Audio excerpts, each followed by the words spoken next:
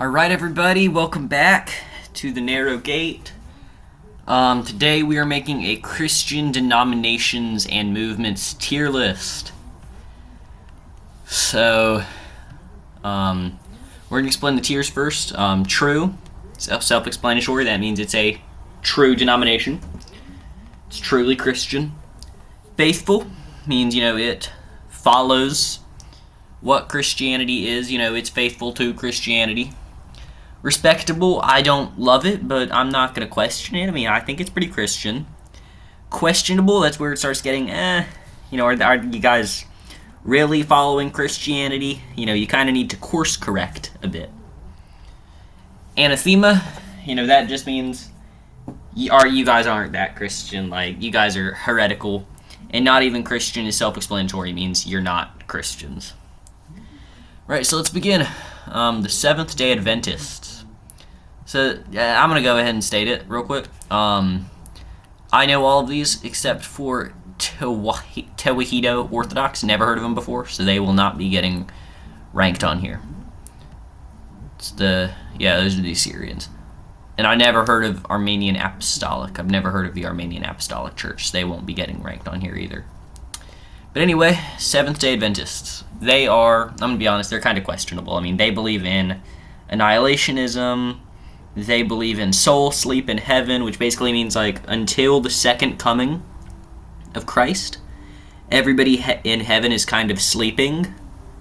And they also preach annihilationism, which means that instead of, going to hell for all of eternity, you just go to hell and then your soul is annihilated, which, I'm going to be honest, I like the idea of annihilationism. I wish annihilationism was true, but it's not preached in the Bible. So, the Adventists are questionable at best.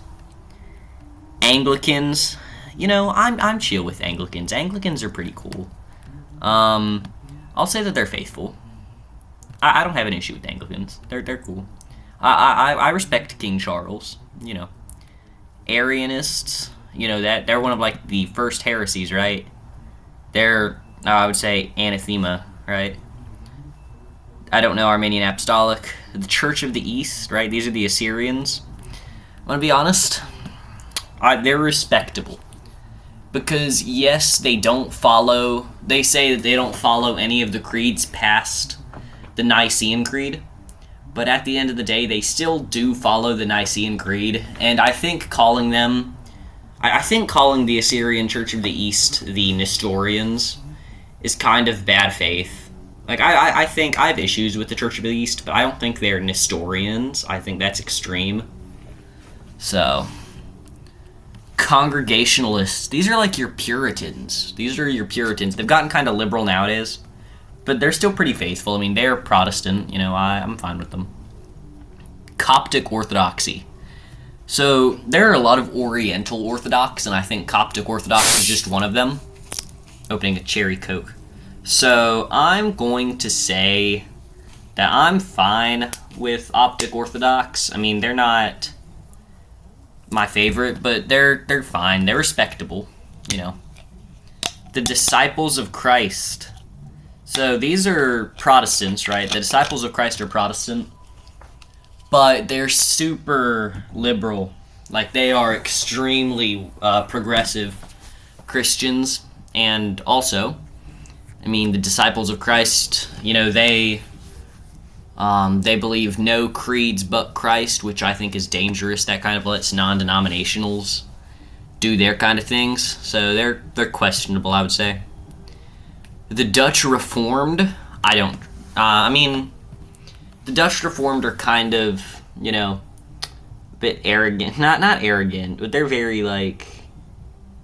they're law heavy. They're kind of like Lutherans. I would say the Dutch Reformed are respectable. Eastern Orthodox, let's be honest, most of, the online ortho bros aren't, they're just doing it for, the cool looks. They probably grew up in a non-denominational strip mall. Or one of those, we're not your grandma's churches or whatever, right? And then they were I want to be based and red-pilled. So they went Catholic, and they found out about Vatican II and they probably switched to Eastern Orthodox. I mean, they're respectable, I guess. Gnostics, like, they're not even Christian. Like, the Demigure, or whatever they call it, like, that's just literally, like, heresy. The Gospel of Judas is quite literally, like, they're the first heretics ever. The Jehovah's Witnesses, they're wrong. They're not Trinitarian. I mean, Jehovah's Witnesses are not even Christian. Lutherans, I mean, they're respectable. I'm fine. I'll put them at the front of respectable. And I'll move Eastern Orthodox to the second. Methodists, I honestly, I like Methodism. I would say that Methodism gets into the true category. Well, United Methodists, which is the mainline Methodist church, are really liberal. And the Global Methodists are really conservative. So I'm going to say that they're faithful. Like, I'm giving them the front of faithful. Methodists get to go to the front of the faithful. Moravians, I'm gonna be honest. Moravians are so based and like red-pilled. I love Moravians. Jan Hus predated Martin Luther by 100 years. Moravians are tough. Not gonna lie.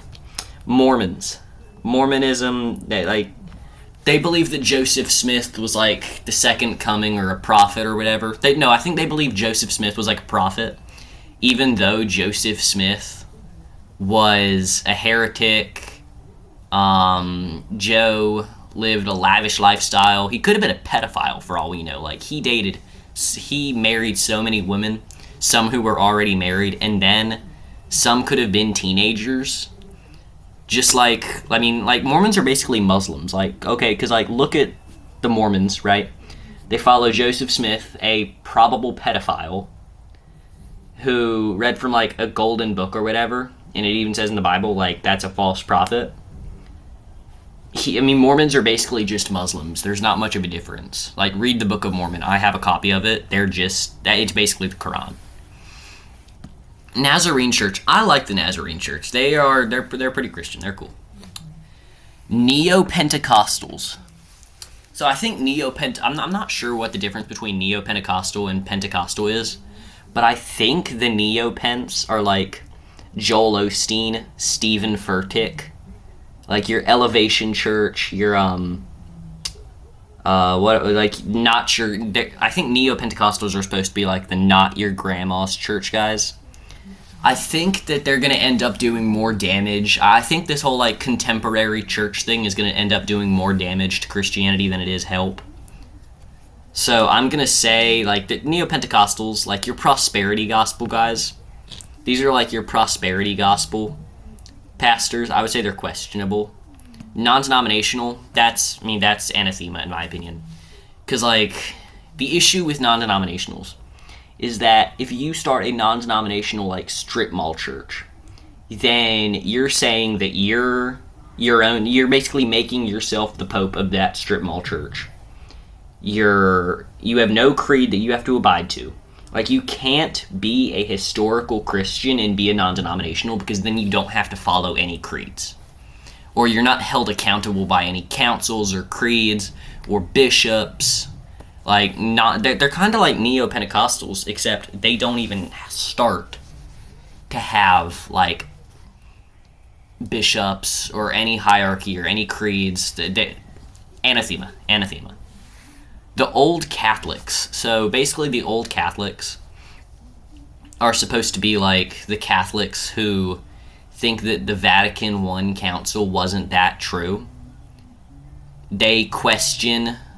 So basically, Old Catholics think that the Pope is fallible, which on its base, I agree with. The Pope is definitely like, Pope Leo is based. Don't get me wrong, I love Pope Leo. But he's still fallible, right? So, like... And also, Old Catholics have gotten really, like, progressive over the last few years. So I'm going to say that they're respectable, I would say. Pentecostals. So these are, like, your Church of God guys, right? These are, like... They're Pentecostal, yeah, but, like, whenever I think of a Pentecostal and not a Neo-Pentecostal, I think of, like, an older, historic church, part of the Church of God, like Cleveland, Tennessee, or something. Historic, follows the Nicene Creed, follows all of these things. Pentecostals. I mean, I am a Church of God Pentecostal, right? I consider myself like an old Pentecostal is what I consider myself. There, I'm going to put Pentecostalism at the front of true, obviously, because that's my denomination. Ooh, Presbyterians. I'm kind of shaky because I don't believe in predestination. I think predestination is near heretical. I don't think it is heretical. I think it's getting there, though. So I'm going to say that Presbyterians are really respectable.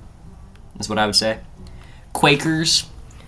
Like, I mean, I like that Quakers aren't, like, flashy or any of that kind of stuff. Like, you know, they're very historical and, you know, but, like, they're so progressive nowadays. They're going to have to go into, well, I don't know if they're respectable or if they're questionable. I'm going to say questionable. Roman Catholicism.